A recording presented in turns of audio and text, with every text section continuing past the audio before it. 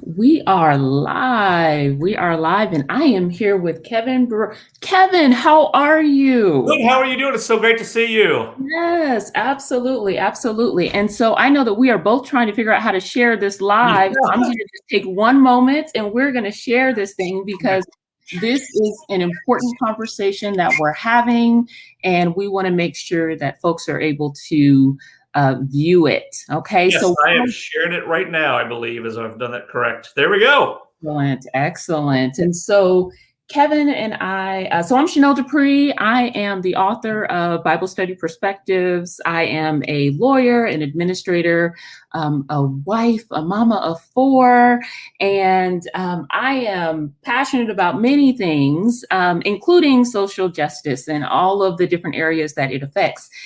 And so I asked for Kevin to come on because number one, we know one another Yeah. from my time in private practice. You and your lovely wife Kelly have a firm in Yes. yes, it's in Johnson County, It's correct? in Westwood and Johnson County, right here, just south of KU Med, basically. Excellent. And so, Kevin, I was doing some sneaking on your website and saw that you have all these accolades in the area of real estate and music. And I see the guitars in the back. So, yes. Yes, yes, yes. Awesome.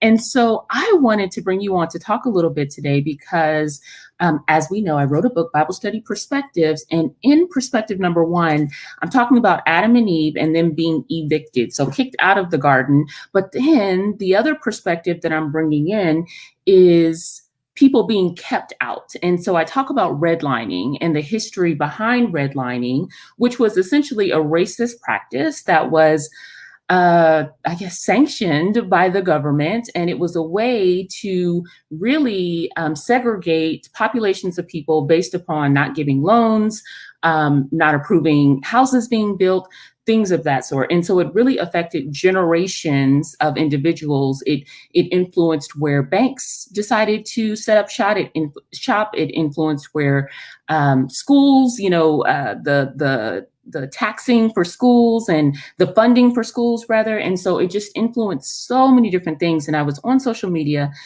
and saw that you did a CLE on racism in real estate. And I thought, let me grab Kevin and see your thoughts. So welcome. Well, thank you very much. Yeah, and for everybody, a CLE is lawyers are required to do continuing education, like a lot of other folks. And I was honored enough to be invited to give a continuing legal education presentation on implicit bias and racism.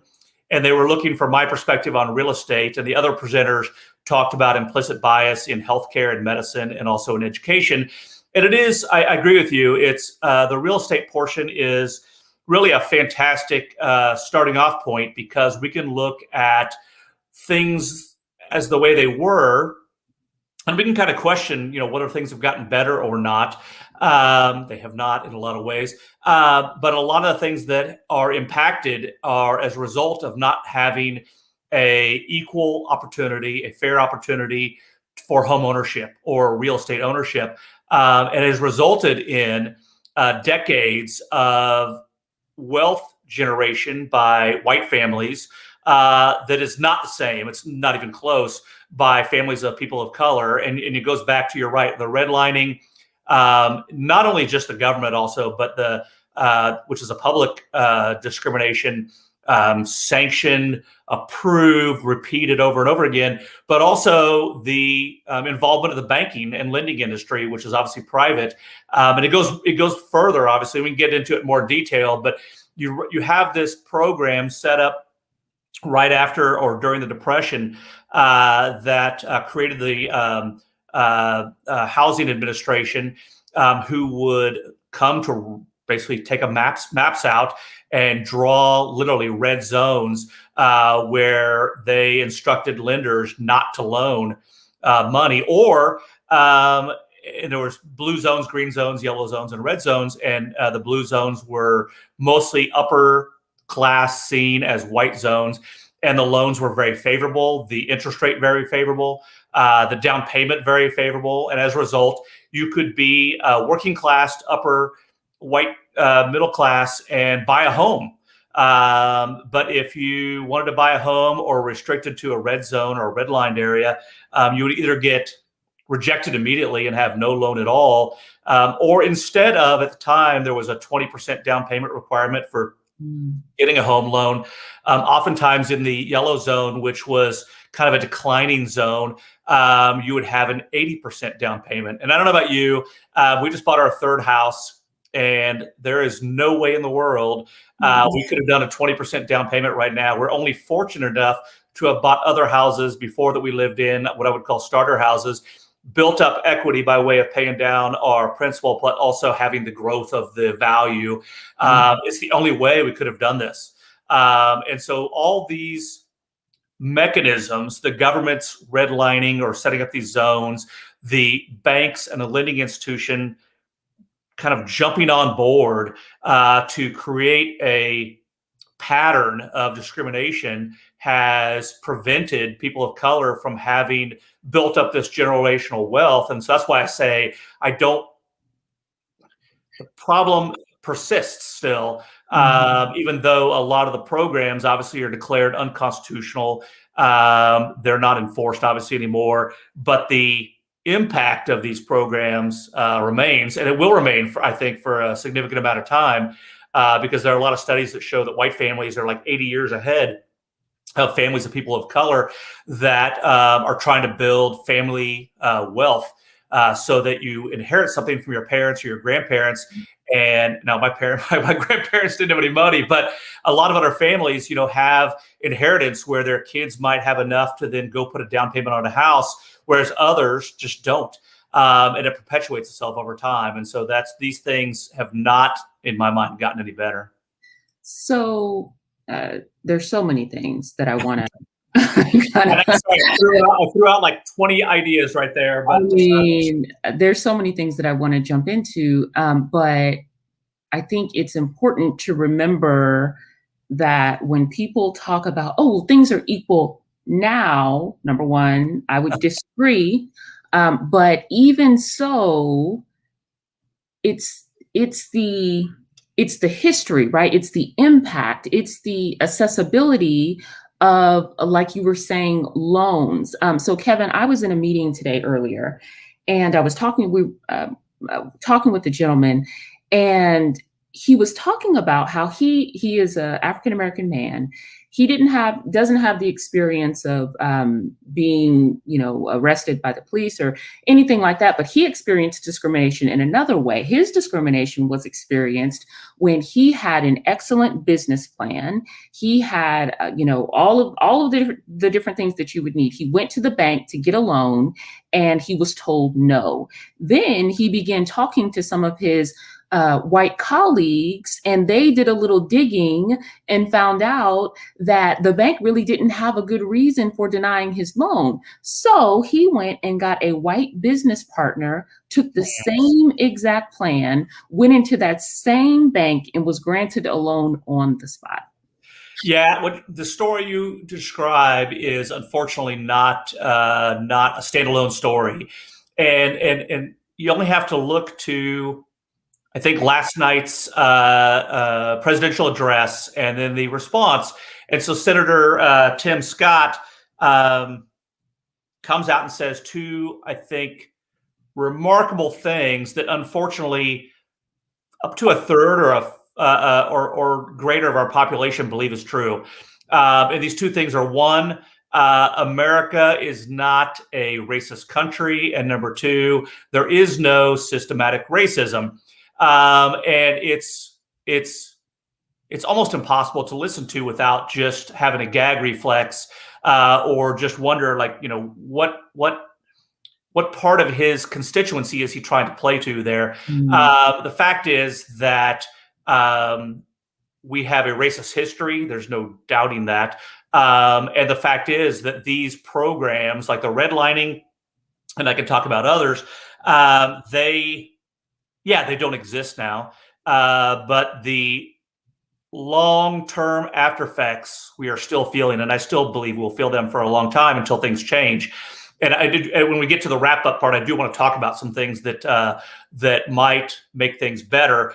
But the fact that a sitting senator would say that is astonishing. And I have friends of mine from high school who grew up poor. They are white, and they will say things, and Facebook's horrible, but yet also fun social media construct. But you all have friends who say, well, I was poor. My dad was unemployed several times. My mom, we had food stamps, etc.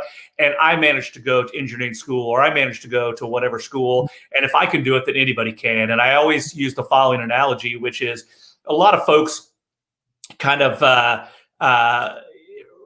based on skin color and the location of their housing, the school they got to go to, they are born on like third base and feel like they hit a triple. They would get these great advantages because of their location of their housing and their school and their medical care, and they just don't.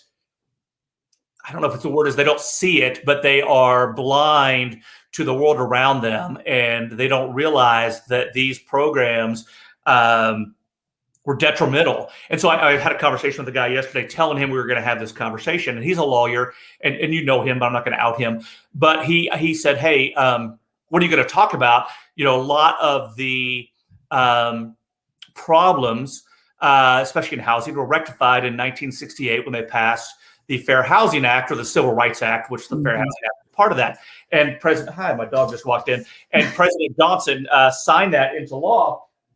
And it basically said that there shall be no further discrimination in housing and leasing based upon color, race, religion, sex, disability, etc.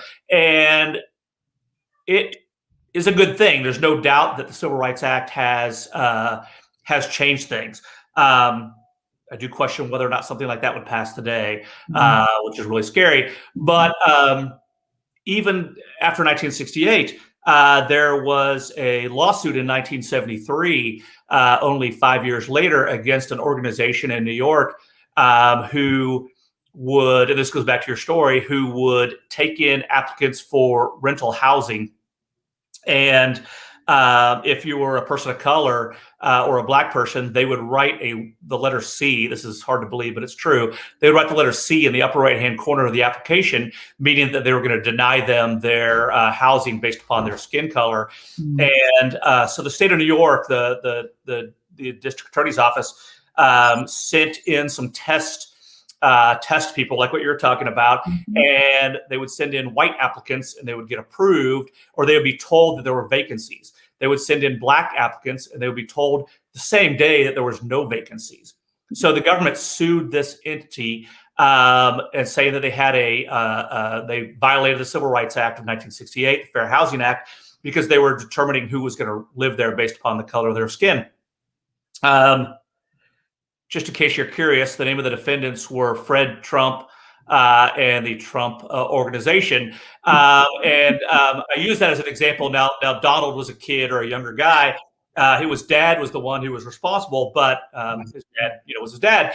And they had to end up paying a huge fine. They entered into a settlement, and they had to run ads in papers that were distributed in Harlem and other parts of New York that specifically advertised when they had openings.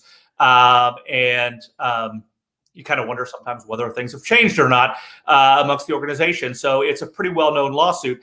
And as a side note, I'm a big fan of folk music, and Woody Guthrie in the 1950s had lived in an apartment called Beach City, where his landlord was Fred Trump. And he wrote a song that basically embarrassed Fred Trump, calling out his racism, because he knew that Woody Guthrie's from Oklahoma. He's white. He got to live there, but he had friends that had applied and they could not get in because they did not have skin that was the same color as his. So it goes back to your example where, there are studies shown where they will take a resume, a really good resume, and they will change the name at the top. The name for like the white person is like, Charles Worthington or whatever. And then they will use a traditional African-American name. And the white people get call after call for comebacks or for interviews. And the persons of color do not. And the same is true, you're right, in leasing, in lending money, and also not just lending money, but sometimes, and there are studies that show this, where white couples with really the same credit rating will be entitled to a lesser interest rate than a black couple that comes in, even though their credit rating is identical. It's I horrible. mean, this kind of goes really into also, I was watching like a morning show a couple of months back, and they were talking to this African American lady who was discussing selling her house and the issues that came from selling her house and what her house actually appraised for. And when she left up the pictures where she was included, including her Caucasian husband and her child that they had, it was appraised like a lot less. But Right. then when she took out herself and only had the pictures of like a random white family, then it appraised higher. And so it's mind blowing to think of all the different areas that there is racism in real estate. Yeah, think about the fact that, for example, if you end up having to pay a higher interest rate because of your skin color, or you maybe can't get as a favorable loan, how much that sets you back as far as generating family income. So, for example, my first house I bought here in Kansas City, I mean, Kelly and I were just out of law school, so we were not making a ton of money. We got 103% loan, if you can believe that. They actually gave us money at closing, which we used. I don't know what we used it for, but it was like an extra lump sum of money. But we did have to get two loans. We got an 80% loan. We had no 20%. We had not saved anything really at the time. We were younger. And we got a second loan, a second mortgage that had a much higher interest rate. And then we had to apply and get mortgage insurance. So we have a second loan. Instead of being like 4% or whatever the rate was at the time, we were paying 9% on the second loan because we didn't have the 20% to pay down.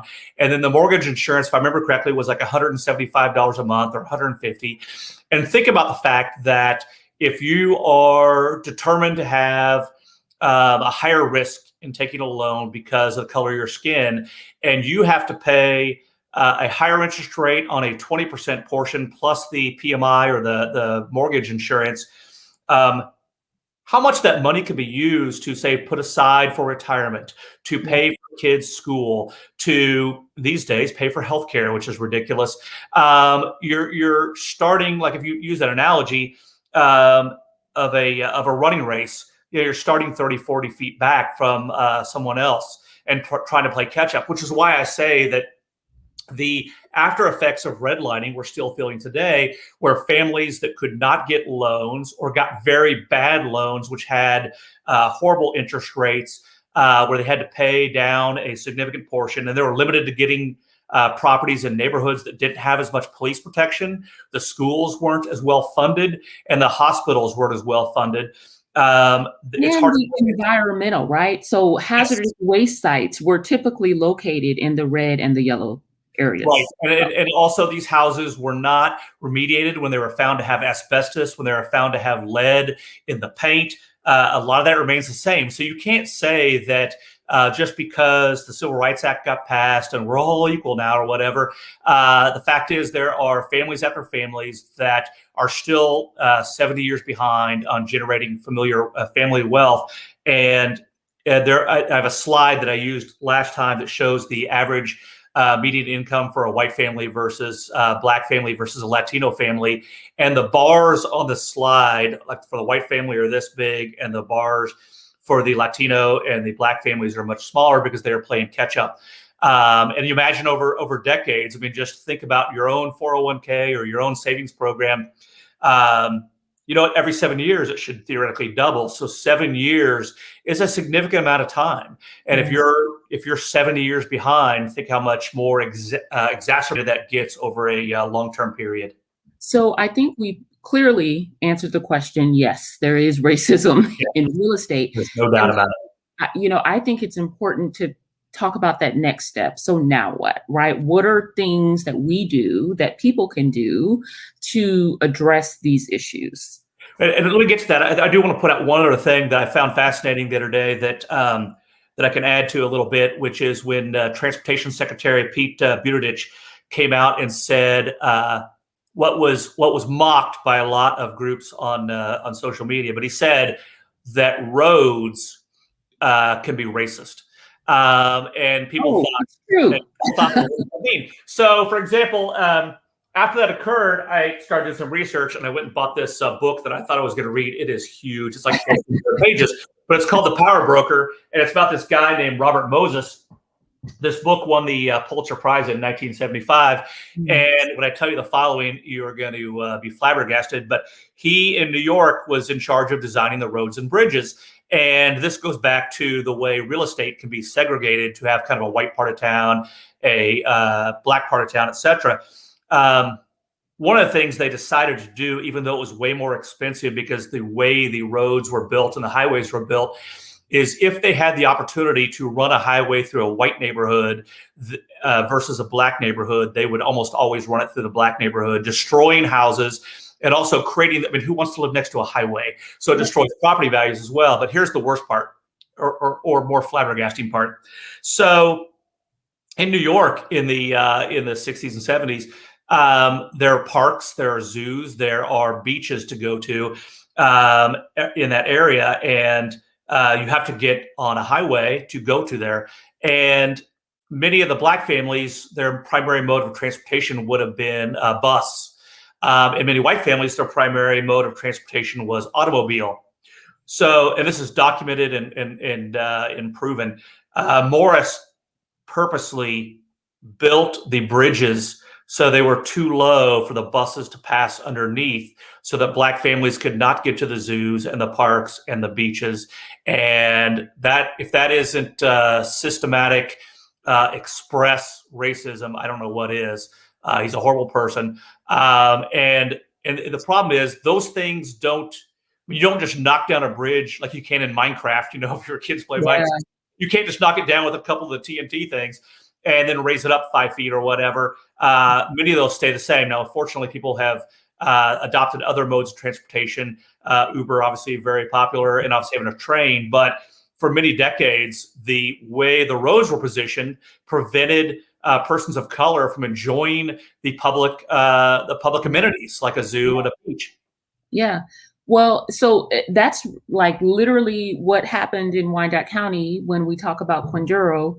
And Right. there was a thriving college that was located, and they literally put a highway through that town, which drastically changed the landscape. And ultimately, the college is not in existence. And Right. so it's something I didn't even really think about, real estate, how roads can be racist, but it's It's roads and highways. In LA, if you look at Los Angeles, they would have like a budget. I'm just making some numbers up for purposes of discussion, but let's say the budget to build a highway and bridge back in the 60s and 70s was $100 million. I mean, now it'd be billions of dollars. Mm-hmm. They would look at where the road was being placed or the highway, and even though it might cost 3 times as much, they would purposely route it through black areas of town, thus driving down the value. I mean, if they were lucky enough to have purchased a home and gotten an interest rate they could live with and not have to pay, say, mortgage insurance, but here you have a highway that is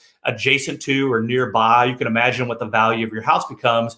And so the construction by the cities, by the construction companies, and by the engineers who design these things would purposely drive down the value of the investment that these families were trying to make. And so not only do you have the redlining, but you got this other system of roads and bridges, which seems, I mean, I get why people made fun of Pete, Secretary Buttigieg, for saying that, but it didn't take too much for me to research it and find this book. And then there's several others I intend to read that realizes there's a lot more to the subject than just saying simply that roads can be racist. So going back to your other point, and I think it's important to know, but in any of these discussions, whether it be the history of racism in healthcare or education or the criminal justice system, that it is one thing to talk about and acknowledge the issues. The other step is to think about how can we fix this. And I feel bad saying this, but I think it's fair, is the way our U.S. government is set up now, I am very skeptical that any kind of real change is possible until we start voting more and getting the right people in office. because a lot of it has to come from the top down. Now, I do encourage people to get involved locally because the kinds of programs that need to occur, whether it be tax subsidies, to invest in real estate, to invest in Black businesses. Remember after summer of 2020, if you saw on Facebook or other media, people would publish lists in Kansas City of Black-owned businesses and said, please go there, get food, buy your clothes, etc. And that is fantastic. But it's not the solution. It's part of the solution. But also part of it is making loans available to people to start their business, as you discussed. And kind of a silly pop culture reference to this. I don't know if your family has been watching Falcon and Winter Soldier. So on Disney, there's a first episode or second episode where the Falcon's his sister is trying to get a loan to support her fishing business. And they go into a bank, and even though he is the Falcon, he's a superhero, he's in the Avengers, they turn him down. And it is super clear, and they carry the theme throughout several more episodes, that it's because of the color of their skin. And if you cannot get a loan, in this case, they showed the business was thriving. They just needed some cash, because businesses do. I mean, you have your own firm. Every once in a while, you're like, okay, where's the payment for the next month's rent or whatever? As long as those systems continue with the lenders, it becomes very difficult. Yeah. As long as the federal government, I mean, think about this. Turn open the Kansas City Star or go to Kevin Collison's Twitter page. He's the writer that talks about real estate development, and he's very good about it. You see year after year tax incentive dollars going to really big projects, even in urban areas, but it's all like for super expensive apartments. I mean, look at One Light, Two Light, whatever all those are. They are tax incentive based programs for kind of yuppie or young, mostly white professionals, because gosh darn it, who is going to pay $3,500 a month for a 1-bedroom or 2-bedroom apartment?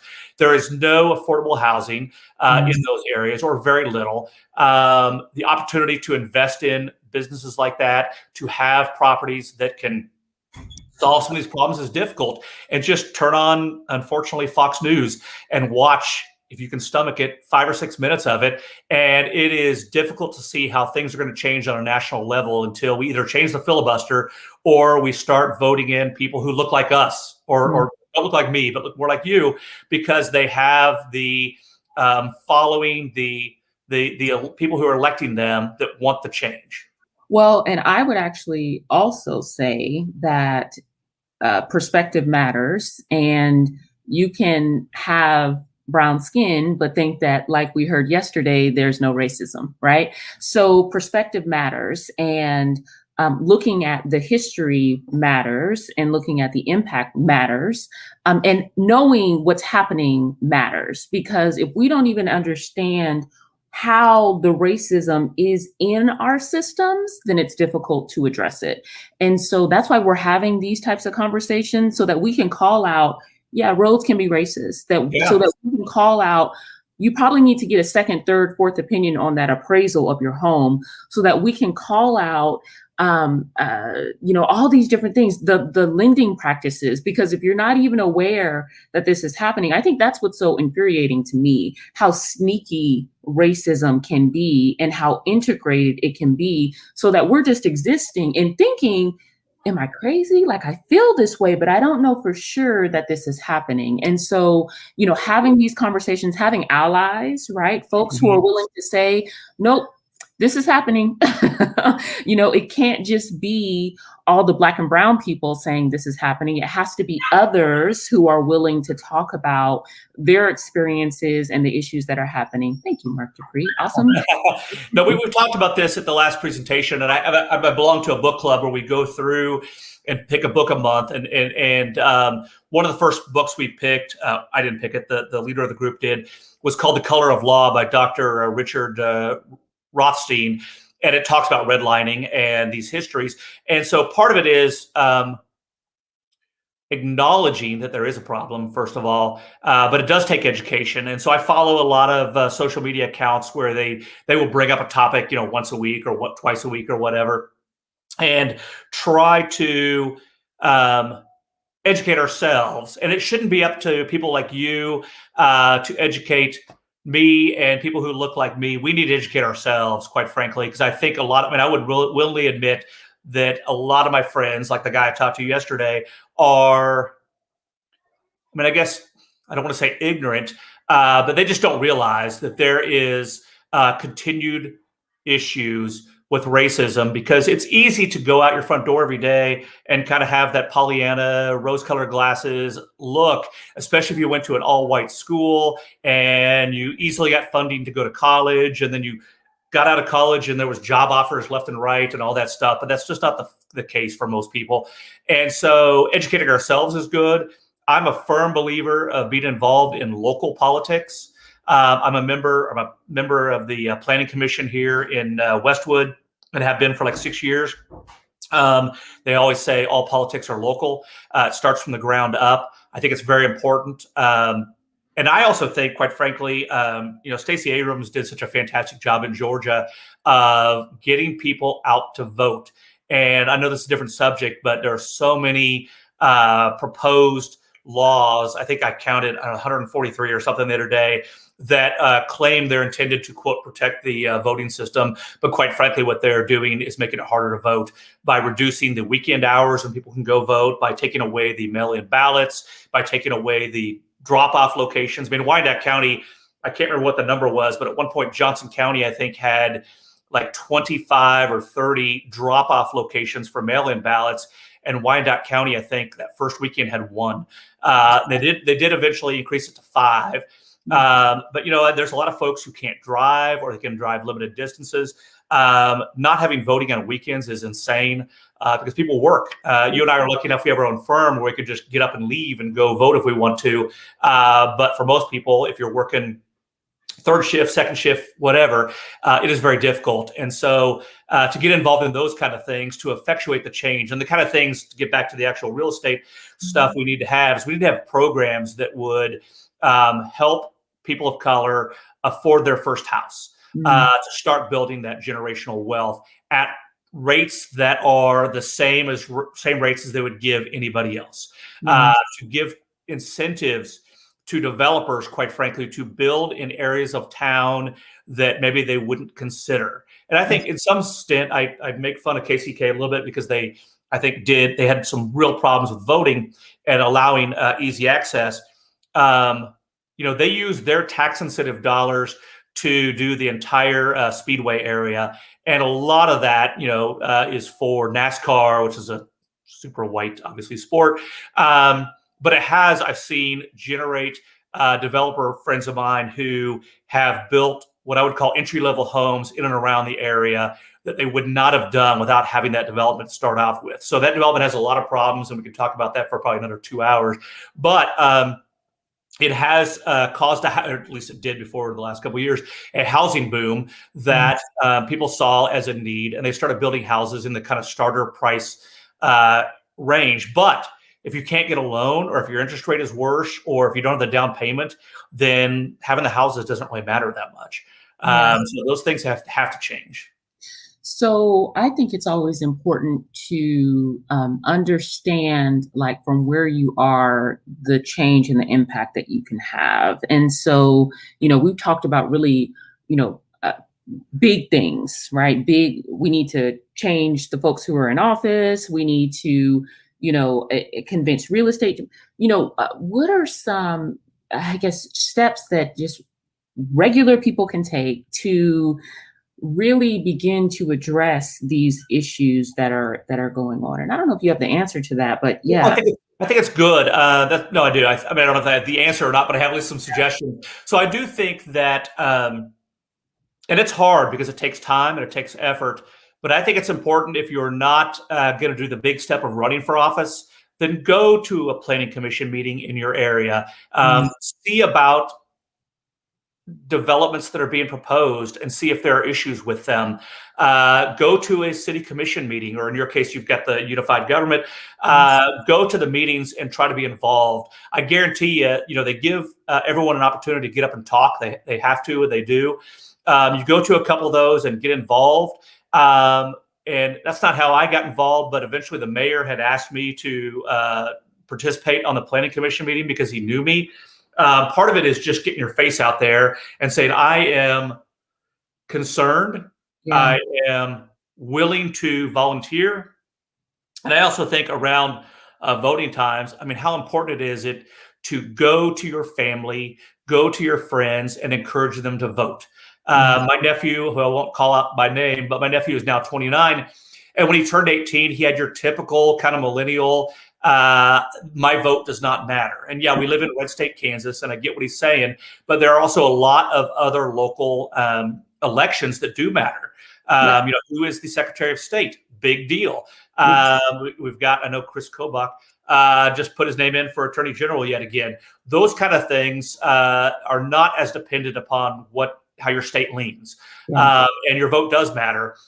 He now regularly votes, my nephew does, and so does his girlfriend. But it is a systematic problem of young people and other groups that just don't think their vote matters. And so I think talking to your family and friends is important. Offer them rides, quite frankly, to go vote. The Smith, you know, Rachel Smith and the Smith Molman law firm, they were offering rides this last election for free. They were paying for Ubers, people to go vote, because they realize, and they're right, that the right to vote is so essential to our democracy, and one vote can matter. Did you see where New York is going to lose one congressional seat because of lack of 89 consensus report people that fill them out. 89. Big deal. It's a big deal. And then other states have gained some, but 89 people, if they would have filled it out, they would have retained their seat. Your vote does matter. I mean, look at the Bush v. Gore, you know, deal. 622 votes or whatever. So I would say get involved, encourage your friends. And we just read this book here a couple months ago that I think is good about how to be an anti-racist, not just having the thoughts, but the guts to speak up, the guts to confront, the guts to say to someone who comes to you and says, and I had this happen at a meeting, and I won't tell you which one it was, but a guy told me that because we have so many females that are women that are CEOs, that we've broken the glass ceiling. There was no more problem with women's rights. And I just had to basically scrape my jaw off the floor. And this guy's like 75 years old and clearly old school. And I'm like, you know, you can cite examples of things where things have changed, but that doesn't change the fact that women's pay is still 63% of men's pay for equal jobs. You cannot change the fact that when women apply for a job, they routinely don't get as many interviews as men do. School acceptance to law school, although it's changing, it's not where it needs to be. School acceptance to medical school or other professional schools is just not good enough. And so it drives me crazy to hear stories like that. But getting involved, talking, spreading your word as opposed to just keeping it internalized, confronting in a polite, cooperative, but explanatory way, explaining why someone's views may be antiquated or based upon false facts, or, you know, watching Fox News or whatever, which I can't stand. I think it's important. Now, we all have family members. I mean, I probably have, like everybody else does, who are unconvincible. But I truly believe that there are a lot of people that when they are discussing these issues, they hear things for the first time that may change their perspective, that may enlighten them. Maybe they'll go out and buy a book or look at a presentation on YouTube or follow something like this. And maybe they're down the path to finally realizing that they need to be an ally if they are not. They need to be more vocal if they are not. And yeah, maybe they can run for office. Maybe they can participate in their local government, or maybe they can just drive people to go to the voting booth and get things changed. So, well, I want to say thank you, Kevin, for this amazing conversation. And this is important because this is how things begin, right? This is how it sparks something in someone. And they say, I'm going to go to that UG meeting. I'm going to go and become more involved and understand that I may not know everything that's happening, but I can begin to ask questions because I elected these folks and they should be answering my questions so that I can understand what's happening. And so, thank you, Kevin. I'll give you the last words. Real quick though, so I don't have my own law practice anymore. Oh, okay, that's right. Yes, absolutely. You did for several years, I know. Yes, absolutely. But I just wanted to clarify that because I don't want to get any messages. Can you represent me? No, I cannot. But I do want to talk about, just real quick, if you want to give a spiel about your law office and the Sure. service that you provide, that would be great. Well, and I had formerly worked at the Pulcinelli Law Firm, which is kind of the epitome of the things we're talking about here. And I love my partners, but there is continues, I think, a real systematic problem with really large law firms, and that's not going to change for a while, I don't think. But I left in 2014 to start my own law firm, really focusing on construction and real estate. Was fortunate enough to be very busy really quickly. So I convinced my wife, who's also a lawyer. So we're another one of these, two husband and wife couples. She's my clearly way better half. And I convinced her to leave her firm. She was doing foreclosures at the time, to come join me. And we do a wide variety of real estate stuff. I would say mostly commercial, but some residential. Try to help people out because it can be daunting to read a lease, to read a real estate contract, to understand what the obligations and duties are. And so we're over in Westwood, Kansas, just south of KU Med, in what they call the Colonial Building. It looks like what you might imagine. It looks like a French colonial building, built in the 1970s. And it's a great place because it's close to our home. And so if we want to, we can walk home for lunch. Clearly, I don't do that often enough, but it is nice to have a law firm and a business in a neighborhood near our house, where we're part of the community, and we've been doing it now. We're coming up on our 7-year anniversary of the firm, and we love it. I do appreciate you inviting me to do this. I could talk about this subject for hours because I sincerely believe that it's a problem. And I talk to my friends about it all the time, about the continuing problems that we discussed that have not gone away by the mere passage of the Civil Rights Act or the Fair Housing Act. We have problems with enforcement. We have problems with, obviously, funding of that enforcement. I worked in the property management business for several years before I went to law school, and I had 1,600 units, so about 5 or 6 properties over 5 states. And in the 3 years I did that, we did Section 42 tax credit property housing to try to address some of these housing issues. So out of 5 properties over a 3-year period, not once did we ever get inspected or evaluated by anybody to make sure that we were complying with fair housing standards. Now, we still did our training. We did follow-up training internally, but you would think from time to time somebody would show up and start asking questions or ask to look at our files, and that's a problem with funding. And like I said, go back to look at where the funding is primarily focused upon. It's not programs like that. It's military, it's the police, which has its own issues, obviously. And until we make some major changes on a national level and a local level by being involved, those issues will be difficult to rectify and will persist on an individual basis. And like I said, going back to the building family wealth, I believe that's a problem that until these other issues are taken care of, it's going to be always behind by, I think, 70 to 80 years, which is unfortunate. Yeah. Well, thank you, Kevin. Difficult, but not impossible. And it starts with these conversations. And as a final reminder, right, this is from perspective number 1 in Bible study perspectives, because my background is as an attorney. I see when I read the word, when I read the Bible, I see the law and I see how it connects to the law. And so I'm so excited that you have such a passion, which I don't think I was aware of, but I'm glad that I saw that. And we'll definitely keep talking. So thank you, Kevin. I'll be glad to come back anytime. All right. I appreciate that. Have a great evening. Thank you. Have a good weekend, everybody. Bye. Bye-bye.